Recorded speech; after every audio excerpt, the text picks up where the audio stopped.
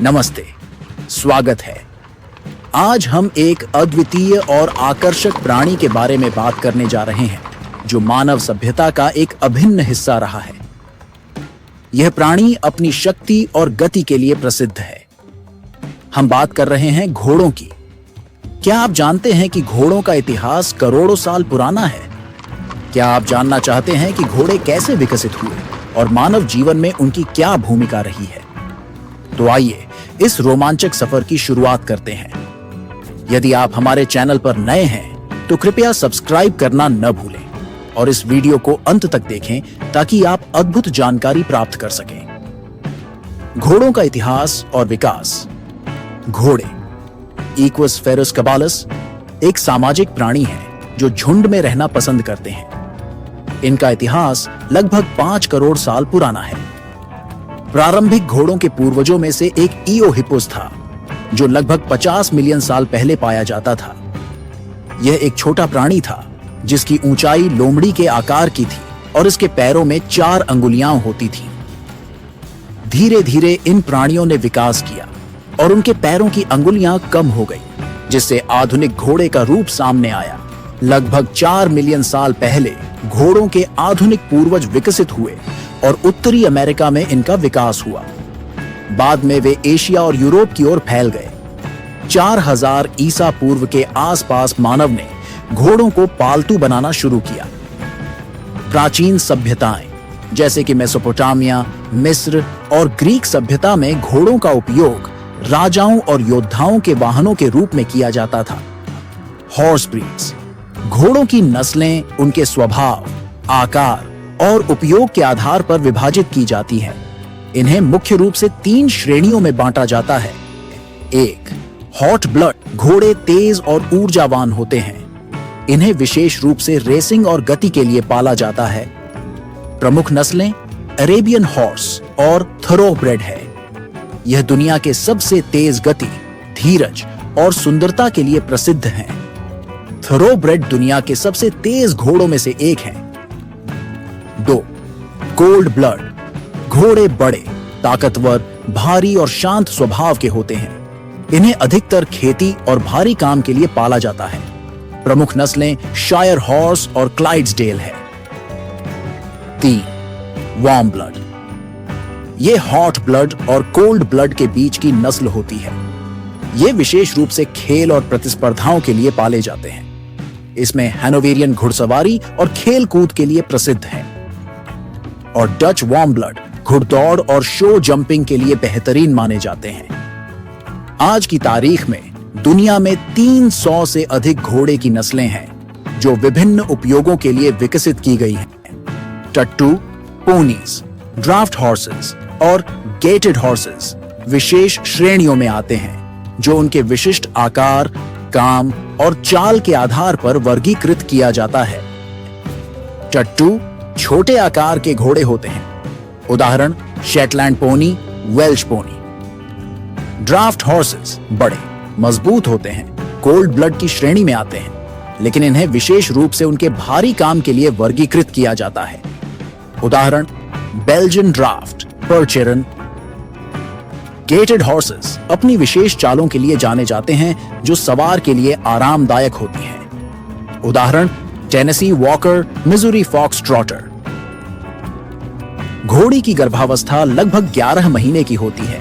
कुछ मामलों में यह 340 दिन तक भी जा सकती है। आमतौर पर घोड़ी एक ही शिशु को जन्म देती है। जुड़वा बच्चों का जन्म बहुत दुर्लभ होता है और जब ऐसा होता है तो जुड़वाओं के जीवित रहने की संभावना बहुत कम होती है। जन्म के तुरंत बाद शिशु घोड़ा खड़ा होने की कोशिश करता है और कुछ ही घंटों में वह चलने लगता है। घोड़े का बच्चा, जिसे फोल कहा जाता है, इस अवस्था फोल स्टेज में उसकी मां का दूध उसका मुख्य आहार होता है। लगभग 4 से 6 महीने की उम्र में फॉल ठोस भोजन खाना शुरू कर देता है और दूध छोड़ देता है। इसे वीनलिंग स्टेज कहा जाता है। 1 साल की उम्र में घोड़े को ईयरलिंग कहा जाता है। इस समय घोड़ा तेजी से बढ़ता है और उसे प्रशिक्षित करने की प्रक्रिया शुरू होती है। 3 से 4 साल की उम्र में घोड़ा वयस्क मैच्योर बन जाता है। इसके बाद वह पूरी तरह से प्रशिक्षित होता है और काम या खेल के लिए तैयार हो जाता है। घोड़े लगभग 25 से 30 साल तक जीवित रहते हैं। वे लगभग 350 डिग्री तक देख सकते हैं। हालांकि वे सीधे सामने या पीछे नहीं देख सकते। घोड़े तेज गति से दौड़ने के लिए जाने जाते हैं। एक घोड़ा लगभग 40 से 55 किलोमीटर प्रति घंटे की रफ्तार से दौड़ सकता है।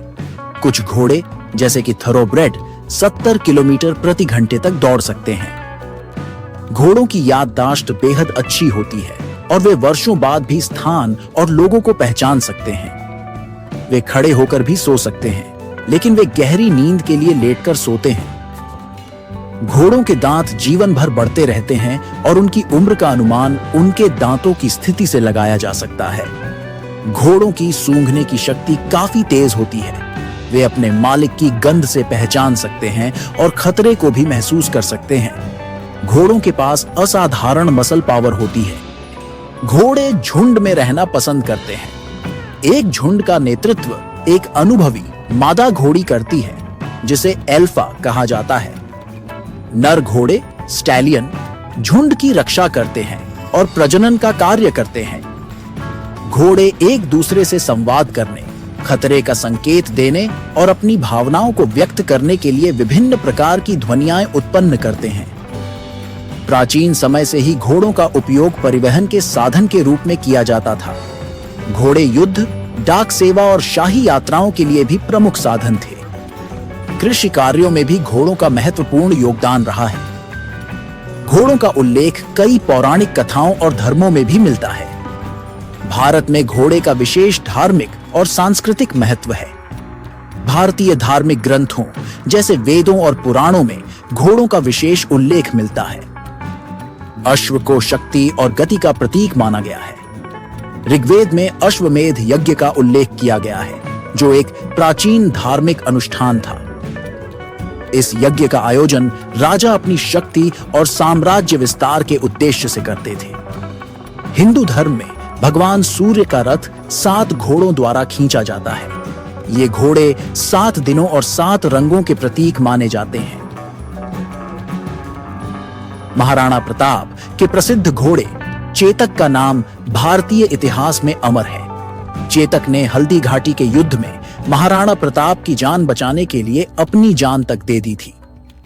ग्रीक और इस्लामिक सभ्यताओं में भी घोड़ों का अत्यधिक महत्व रहा है। प्राचीन ग्रीक कथाओं में पोसीडॉन को घोड़ों का सृजनकर्ता माना गया था, जबकि इस्लामिक संस्कृति में पैगंबर मोहम्मद साहब के घोड़े का विशेष उल्लेख मिलता है। घोड़ों का उपयोग मुख्यतः खेलों, घुड़दौड़, पोलो और शो जंपिंग में होता है। साथ ही कई जगहों पर घोड़े पर्यटन और सवारी के लिए भी इस्तेमाल होते हैं। तो ये थी घोड़ों की अद्भुत दुनिया।